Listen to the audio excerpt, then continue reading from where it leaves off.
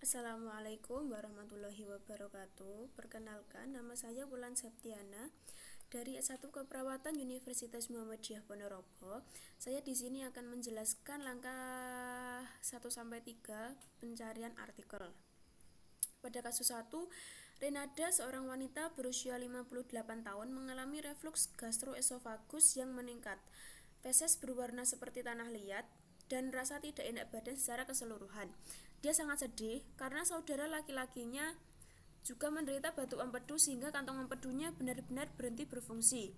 Dia juga mendengar bahwa batu empedu bisa sangat menyakitkan, bahkan berbahaya. Renada bertanya kepada Anda apakah cara terbaik untuk mendiagnosis disfungsi di kantong empedu. Anda biasanya memesan USG sebagai diagnostik pertama untuk populasi ini, tetapi bertanya-tanya dengan riwayat Renada jika pemindaian hepatobiliary immunodiacetic acid atau HIDA mungkin merupakan pilihan yang lebih baik. Keduanya menawarkan representasi visual dari hati, kantong empedu, saluran empedu, dan usus kecil. Tetapi Anda memutuskan untuk menjelajahi literatur untuk melihat bukti apa yang memberitahu Anda tentang alat diagnostik mana yang akan didapat hasil terbaik. Pada kasus tadi, kemudian didapatkan PICO dengan populasi yaitu penderita GERD, sinonimnya pasien, Englishnya GERD patient, intervensi USG, English sama, komparator hepatobiliary immunodiacetic acid atau HIDA dengan English sama. Yang terakhir outcomes, disfungsi kantung empedu dengan sinonim terganggunya fungsi kantung empedu, Englishnya gallbladder dysfunction. Kemudian didapatkan pertanyaan klinis pada penderita GERD, apakah pemeriksaan USG dibandingkan hepatobiliary immunodiacetic acid atau HIDA dapat mendiagnosa disfungsi kantung empedu?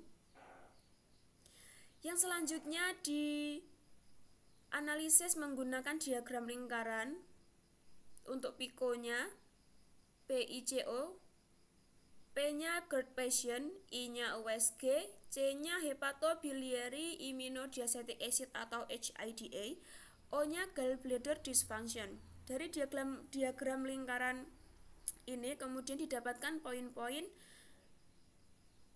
Yang pertama GERD patient and USG, yang kedua GERD patient and hepatobiliary immunodiacetic acid atau HIDA, yang ketiga USG and gallbladder dysfunction, yang keempat hepatobiliary immunodiacetic acid atau HIDA and gallbladder dysfunction. Yang selanjutnya disusun untuk istilah pencarian seperti yang sudah saya tulis, hanya menambahkan kata or. Yang selanjutnya dicari artikelnya, saya mencari melalui PubMed. Pada halaman pertama seperti gambar ini.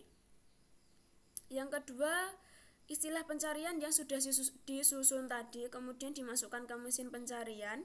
Yang selanjutnya diklik search. Untuk free full text yang sesuai kata pencarian tadi ada 8 hasil. Saya memakai artikel yang pertama dengan judul Gallbladder Motility in Children with Celiac Disease Before and After Gluten-Free Diet. Yang selanjutnya, untuk mengunduh artikelnya, pada judul tadi diklik, kemudian pada pojok kanan atas diklik free full text. Kemudian muncul halaman seperti ini, kemudian pada pojok kanan atas yang sudah saya beri tanda panah merah, diklik PDF. Nah, setelah diunduh, pada lembar pertama artikel akan muncul seperti ini pada poin abstrak. Untuk hasilnya ada pada conclusion. Untuk penjelasannya dengan judul artikel Gallbladder Motility in Children with Celiac Disease Before and After Gluten-Free Diet, penulis Subhamoidasa dan kawan-kawan dari jurnal Annals of Gastroenterology tahun 2021. Kesimpulan penulis dari conclusion tadi, Disfungsi kantung empedu secara signifikan terkait dengan keterlambatan diagnosis dan mungkin akan menjadi bagian dari dismobilitas gastrointestinal umum. Apakah menjawab pertanyaan? Jawaban saya iya.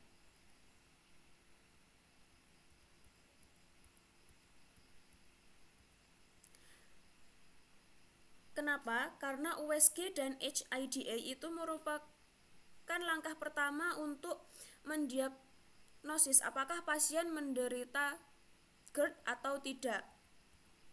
Nah, hal ini sejalan dengan kesimpulan yang ada pada artikel di mana kalau ada keterlambatan diagnosis itu akan memungkinkan terjadi dismobilitas gastrointestinal umum. Baik, sekian penjelasan langkah-langkah pencarian artikel mulai dari langkah 1 sampai langkah 3. Jika ada kesalahan saya mohon maaf. Wassalamualaikum warahmatullahi wabarakatuh.